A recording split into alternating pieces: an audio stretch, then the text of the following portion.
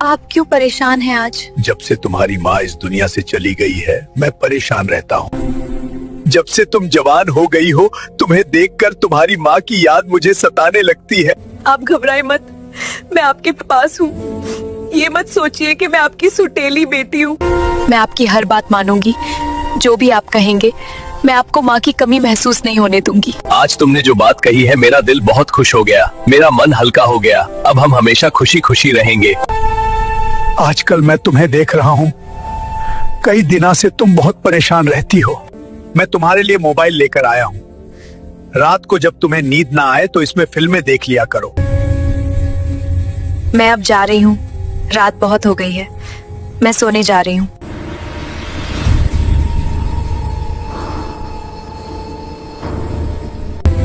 ये तुम्हारे मोबाइल में क्या था? तुमने रात को जो देखा तुम्हारा मन हल्का हुआ या नहीं? अब ऐसा क्या करना होगा कि ये मेरी बात मान ले। प्यारे दोस्तों, राजेश कुमार ने अपनी 18 साल की बेटी निशा के साथ कैसे ताल्लुक बनाया। राजेश कुमार ने ऐसा क्या क्या किया कि उसकी बेटी निशा उसके साथ ताल्लुकात बनाने को मजबूर हो गई। वो ऐसे ढंग से नजदीकी बढ़ा रहा ताकि निशा बहुत परेशान हो जाती, लेकिन फिर भी निशा राजेश के हर कदम में पूरा साथ निभा रही थी। दोस्तों, ये मामला है हिंदुस्तान के उत्तर प्रदेश के एक गांव मुरादपुर का, जहां राजेश कुमार नाम का एक आदमी अपनी पत्नी सावित्री के साथ रहता था। राजेश कुमार और उसकी पत्नी के बीच अक्सर रोजाना तकरार हुआ करती थी, क्योंकि उसकी पत्नी सावित्री राजेश को कुछ कामकाज करने को कहती थी, लेकिन राजेश हफ्ते में 2 या 3 बार ही काम पर जाता था और उन पैसों को जुए में उड़ा देता। वो अपनी पत्नी के साथ इतने बुरे तरीके से ताल्लुक बनाता था कि उसकी पत्नी की हालत खराब हो जाती थी, इसीलिए वो उसे अपने पास आने ही नहीं देती थी। इस तरह यह सिलसिला कई सालों तक चलता रहा। जब भी वो अपनी पत्नी से अपनी ख्वाहिश जाहिर करता तो उसकी पत्नी उसे बहुत बुरा भला कहने लगती थी। उसकी पत्नी उस पर हर वक्त नाराज रहती। एक दिन उनके बीच झगड़ा हो गया। राजेश कुमार ने अपनी पत्नी को काफी पीट दिया। उसकी पत्नी गुस्से में अपने मायके चली गई। इसी तरह जब राजेश कुमार की पत्नी मायके चली गई तो घर में राजेश कुमार अकेला रह गया। वो घर के बारे में सोचने लगा। उसने सोचा, यार कुछ कामकाज तो करना ही चाहिए। तब उसने कई दिन तक मेहनत मजदूरी उठा ली। अब आज के बाद आवारा नहीं फिरूंगा। तब राजेश कुमार अपनी पत्नी को मनाने के लिए उसके मायके गया। वहां जाकर उसने अपनी पत्नी को समझाया, चलो जो हो गया सो हो गया, अब मैं सुधर गया हूं, अब घर चलो, अब दोबारा ऐसा नहीं होगा, अब जैसे तुम कहोगी वैसा ही होगा। दोस्तों, फिर भी उसकी पत्नी मानने को तैयार नहीं हुई और मायके में ही रह गई। राजेश कुमार वहां से मायूस होकर वापस चला आया। इसी तरह 3-4 महीने गुजर गए। फिर एक दिन राजेश कुमार फिर से अपने ससुराल गया और अपनी पत्नी को घर आने के लिए जिद करने लगा, चलो घर चलो, अब दोबारा ऐसा नहीं होगा, अब जैसे तुम कहोगी वैसा करूंगा। लेकिन उसकी पत्नी ने उसके साथ रहने से बिल्कुल साफ मना कर दिया और कहा, तुम जाओ, मुझे तुमसे तलाक चाहिए। मैं तुम्हारे साथ नहीं रहूंगी और न तुम्हारे पास वापस आऊंगी। तुम जिसके साथ रहना है रहो, मुझे जिसके साथ रहना होगा मैं रहूंगी। तुम अपना काम करो। तब वहां से चला आया। फिर 4-5 महीने गुजर गए। राजेश कुमार अकेलेपन से तंग आ गया और परेशान होने लगा।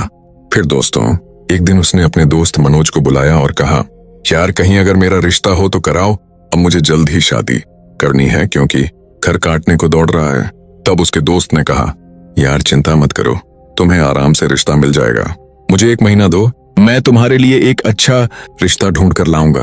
दोस्तों, इतना कहकर उसका दोस्त चला गया और 15-20 दिन के अंदर वो एक रिश्ता लेकर वापस आया और राजेश कुमार से कहा, यार मैंने तुम्हारे लिए एक बढ़िया रिश्ता ढूंढा है।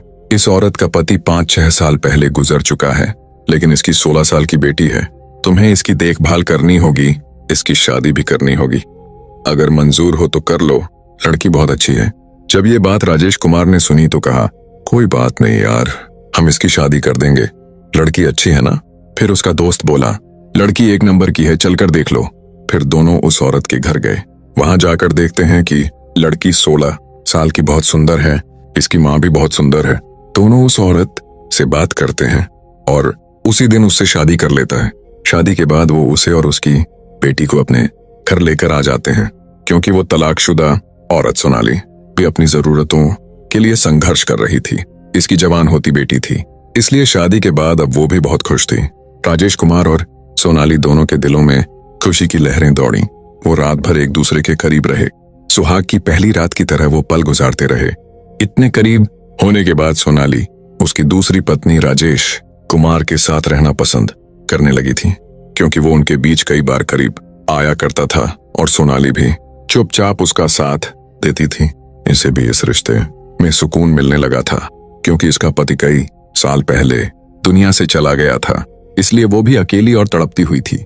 ऐसे ही दोनों खुशी खुशी अपनी जिंदगी गुजारने लगे।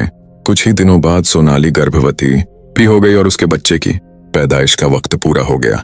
तभी उसके पेट में दर्द हुआ। राजेश कुमार तुरंत उसे अस्पताल लेकर गया। वहां उसे भर्ती कराया। डॉक्टरों ने बताया कि जो बच्चा उसकी पत्नी के पेट में था वो अब नहीं रहा, वो मर चुका है। तब राजेश कुमार ने कहा, डॉक्टर साहब पैसे की चिंता मत करें, जो भी लगे मैं दूंगा। बच्चा तो चला गया, पर मेरी पत्नी की जान सबसे अहम है।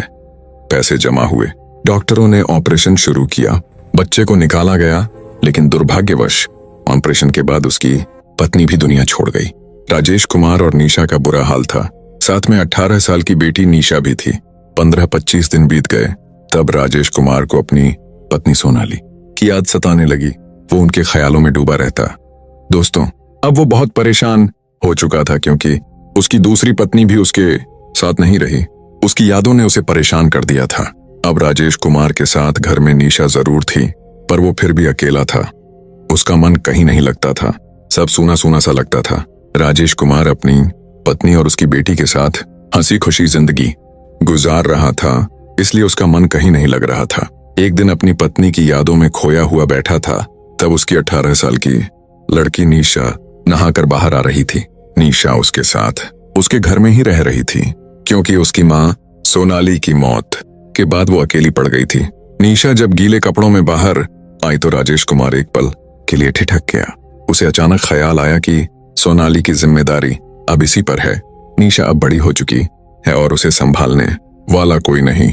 वो हैरान था और सोच भी रहा था कि घर में अकेले रहते रहते उसे ये भी समझ नहीं आया कि निशा कितनी जल्दी बड़ी और समझदार हो गई है।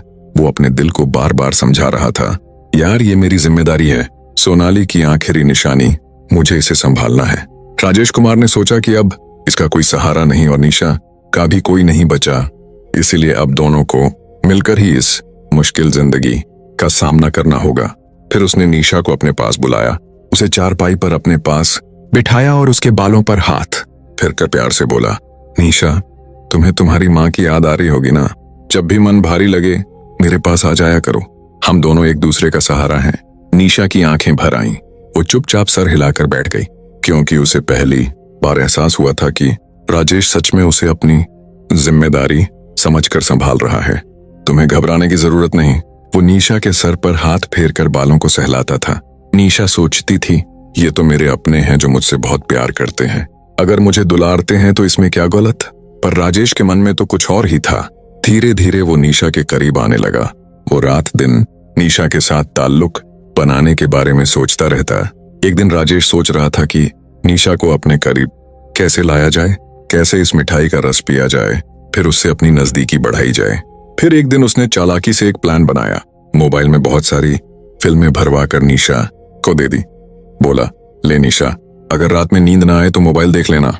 इससे ज्यादा उसने कुछ नहीं बताया। रात को निशा जब मोबाइल लेकर सोने गई तो जब उसने चलाया, देखा कि इसमें फिल्में भरी हुई थीं। वो हैरान रह गई। उसे समझते 1 मिनट नहीं लगा और मोबाइल बंद करके चुपचाप रख दिया। सुबह को उसने चुपचाप मोबाइल राजेश को पकड़ा दिया।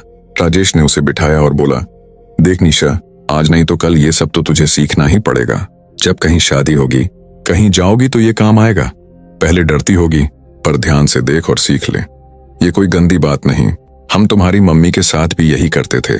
निशा ने गुस्से में मोबाइल फेंक दिया और अपने कमरे में चली गई, लेकिन राजेश ने हिम्मत नहीं हारी। वो उसे धीरे धीरे वही फिल्में दिखाने लगा। निशा बार बार झटकती, दूर भागती, पर यह सिलसिला रोज चलने लगा। 18 साल की जवान लड़की थी। फिर उसने भी धीरे धीरे साथ बैठकर फिल्में देखने शुरू कर दी। धीरे धीरे निशा भी उन फिल्मों को देखने लगी। एक दिन राजेश ने उसे फिर अपने पास बुलाया। दोनों साथ बैठकर वही फिल्में देखने लगे। फिर अचानक राजेश ने निशा के हाथों में अपना हाथ रखा और धीरे धीरे सहलाने लगा, उसके गालों पर हाथ फेरते हुए। लेकिन राजेश नहीं माना। उसने उसके साथ अपनी मनमानी की और उसके साथ ताल्लुक बना लिया। इसी तरह चलता रहा। अब निशा भी राजेश का साथ निभाने लगी। अगर वो उसका साथ न देती तो और क्या करती। अब तो निशा धीरे धीरे राजेश के साथ पूरी तरह कनेक्ट हो गई थी। दोनों का ये खेल कम से कम 2 साल तक चलता रहा। फिर जब निशा 19 साल की हुई, एक दिन वो बाहर से पानी ला रही थी।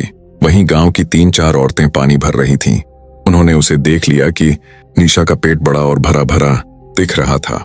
उन्हें शक हुआ और उन्होंने निशा को अपने पास बुलाया। जब निशा का पेट देखा तो पता चला कि वो कम से कम 6-7 महीने के हमल से है। जब औरतें निशा का पेट देखकर हैरान हुई तो उन्होंने पूछा, निशा ये कैसे हो गया? निशा शर्मा गई, कुछ नहीं बोली। बात इतनी बड़ी कि गांव के सरपंच राम सिंह भी आ गए। सब मिलकर निशा से पूछने लगे, लड़की ये सब तेरे साथ कौन कर रहा है? कौन है? वो डर गई और फूट फूट कर रोने लगी। सरपंच ने कहा, ऐ लड़की डरो मत, क्या हुआ है वो बताओ। तभी सरपंच ने पुलिस को फोन किया। पुलिस आ गई और निशा को साथ लेकर चली गई। जब पुलिस वाले निशा को थाने लेकर आए तो बड़े तेवर से उसे डांटने धमकाने लगे। निशा डर के मारे फूट फूट कर रोने लगी। धीरे धीरे उसने सब कुछ बताना शुरू किया जो उसके साथ हुआ था। उसने पुलिस वालों और गांव वालों को सब बताया कि कैसे राजेश वीडियो लाता था और उसे दिखाता था। बढ़िया से दोनों साथ बैठकर वैसा करते थे जैसे फिल्मों में दिखाते हैं, वैसा ही। निशा का दर्द सुनकर सब लोग डर गए, दुखी हो गए। वहां तक पुलिस वाले भी हैरान रह गए। जब ये बात पूरे गांव में फैली कि एक बाप ने अपनी बेटी के साथ ऐसा कुछ किया तो सबके पैरों तले से जमीन खिसक गई।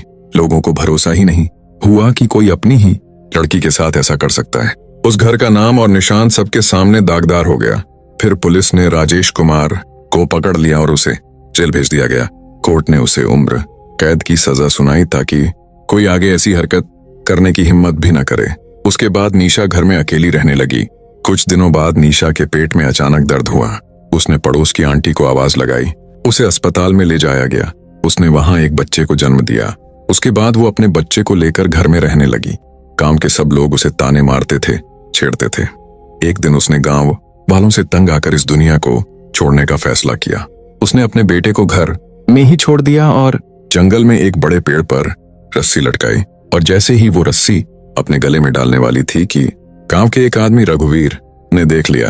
वो जोर से चिल्लाया और भागता हुआ निशा को लिपट गया और उसे बड़ी मुश्किल से बचाया। उसे डांटने लगा। उसकी डांट में मोहब्बत थी। वो निशा को अपने घर लेकर गया और उसके बेटे को भी खूब प्यार से रखा। रघुवीर, जिसकी उम्र 42 साल थी, उसकी 2 बेटियां थीं जो अभी छोटी छोटी थीं। उसकी बीवी उसे छोड़कर किसी दूसरे के साथ फरार हो गई थी। रघुवीर ने निशा को भी अपने घर में खूब अच्छी तरह रखा। एक दिन निशा की तबीयत खराब हो गई। रघुवीर ने पूरी रात जागकर गुजारी। कभी उसका सर दबाता, कभी सर पर पानी की पट्टी रखता। 7-8 महीने गुजर गए। रघुवीर मेहनत मजदूरी करता और निशा घर में खाना बनाती थी। सरपंच ने एक दिन रघुवीर से कहा, रघुवीर, मैं निशा की शादी करना चाहता हूँ। एक आदमी है जो उसके बेटे की भी देखभाल कर ले। सरपंच ने रघुवीर को बताया, हाँ, पड़ोस के गांव में एक लड़का है। उसकी बीवी का देहांत हो गया था। उसका कोई बच्चा भी नहीं है और उम्र भी सिर्फ 22 साल है। रघुवीर सुनते ही मायूस हो गया, लेकिन निशा ने महसूस कर लिया, क्योंकि जब सरपंच रघुवीर से बात कर रहा था, निशा भी घर में ही थी। गांव में पंचायत बुलाई गई। सबने यही तय किया कि निशा की शादी उस लड़के से कर दी जाए। वो उसका हमउम्र रहे और जिंदगी अच्छी गुजरेगी। पंचायत में निशा को बुलाया गया। निशा ने कहा, हाँ, मैं शादी करना चाहती हूँ। मैं भी शादी की ख्वाहिश रखती हूँ, लेकिन मैं इस गांव के लड़के से शादी नहीं करना चाहती। सब एक दूसरे की तरफ हैरानी से देखने लगे। निशा ने कहा, मैं रघुवीर से शादी करना चाहती हूँ। सब लोग हैरान रह गए और रघुवीर के पैरों के नीचे से जमीन निकल गई। सरपंच ने कहा, ये तुम क्या कह रही हो? रघुवीर तो वैसे भी तुम्हारे बाप की उम्र का है। निशा ने कहा, सरपंच साहब, बाप की उम्र का तो है, बाप तो नहीं है ना। मैं शादी, अगर आप राजी हों तो सिर्फ रघुवीर से ही करूंगी। मैं तो कब की इसे अपना पति मान चुकी हूँ। सरपंच और गांव वालों ने सबने एक साथ कहा, तुम रघुवीर से क्यों शादी करना चाहती हो? निशा ने कहा, वो बहुत भला आदमी है, मेरी बहुत अच्छी तरह देखभाल करता है। मेरी तरफ कभी उसने आंख उठाकर भी नहीं देखा। मैं ऐसे साफ सुथरे अच्छे आदमी के साथ क्यों न शादी करूं? और वैसे भी दूसरा आदमी पता नहीं मेरे बेटे को अपनाएगा या नहीं। रघुवीर मेरे बेटे को बहुत प्यार से रखता है। बिल्कुल अपनी बेटियों की तरह। मैं उसके घर में खुश हूँ, उसके घर में ही रहना चाहती हूँ। उसके बाद निशा ने रघुवीर से शादी कर ली और दोनों खुशी खुशी रहने लगे। निशा ने रघुवीर की दोनों बेटियों को भी अपने बेटे की तरह खुशी खुशी रखने लगी। इस तरह दोनों अपने बच्चों के साथ अपनी हंसी खुशी जिंदगी गुजारने लगे। दोस्तों, ये थी आज की कहानी। पसंद आई हो तो लाइक करें, चैनल को सब्सक्राइब करें और बेल आइकन का बटन भी दबाएं। शुक्रिया।